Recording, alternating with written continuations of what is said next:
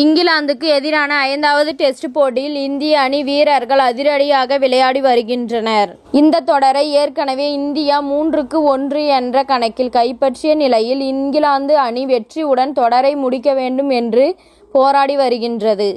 குறிப்பாக இந்த தொடரில் பேஸ்பால் என்ற அதிரடியாக விளையாடும் யுக்தியை பயன்படுத்தி வெற்றி பெறப் போகிறோம் என இங்கிலாந்து கூறிய நிலையில் அது கொஞ்சம் கூட பலன் அளிக்காமல் போனது. இந்த நிலையில் டாஸ் வென்ற முதலில் பேட்டிங் செய்த இங்கிலாந்து அணி வழக்கம் போல் தடுமாறியது. அந்த அணியின் தொடக்க வீரர் ஜாக் ராலி, பென் டக்கட் ஆகியோர் பொறுப்புடன் விளையாடி முதல் விக்கெட்டுக்கு 64 ரன்கள் சேர்த்தனர்.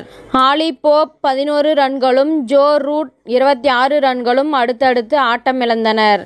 தன்னுடைய 100வது டெஸ்ட் போட்டியில் விளையாடிய ஜானி பேரிஸ்டோ 2 சிக்சர் 2 பவுண்டரி என அதிரடியாக ஆட ஆரம்பித்து 29 ரன்களில் வெளியேறினார்.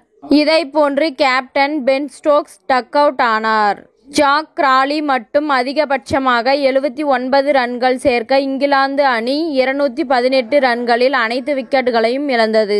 தன்னுடைய 100வது டெஸ்ட் போட்டியில் பங்கேற்ற அஸ்வின் 4 விக்கெட்டுகளையும், குல்தீப் யாதவ் 5 விக்கெட்டுகளையும் கைப்பற்றினர்.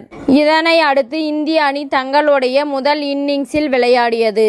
பேஸ்பால் என்றால் எப்படி ஆட வேண்டும் என்று இங்கிலாந்து அணி வீரர்களுக்கு இந்தியா பாடம் எடுத்தது போல் அதிரடி காட்டின. இங்கிலாந்து அணியின் பந்து வீச்சை தொடக்கம் முதலே இந்திய வீரர்கள் அடித்து ஆட ஆரம்பித்தனர். ஆண்டர்சனின் முதல் 4 ஓவர்களில் கொஞ்சம் பொறுமை காத்த இந்திய அணி அடுத்ததாக ஆக்ரோஷ தாக்குதலில் ஈடுபட்டனர். இதனால் இங்கிலாந்து அணி என்ன செய்வது என்று தெரியாமல் முழித்தது. குறிப்பாக அதிரடி வீரர் ஜெய்ஸ்வால் 58 பந்துகளில் 57 ரன்கள் விளாசினார். இதில் 3 இமாலய சிக்சர்களும் 5 பவுண்டரிகளும் அடங்கும். இந்த நிலையில் சோயூப் பஷீர் ஓவரில் ஜெய்ஸ்வால் ஆட்டமிழந்தார். எனினும் மற்றொரு தொடக்க வீரரான ரோஹித் சர்மாவும் அதிரடி காட்டினார். 83 பந்துகளில் எதிர்கொண்ட ரோஹித் சர்மா ஆட்டமிழக்காமல் 52 ரன்கள் எடுத்திருந்தார். இதில் 6 பவுண்டரி 2 சிக்சர் அடங்கும்.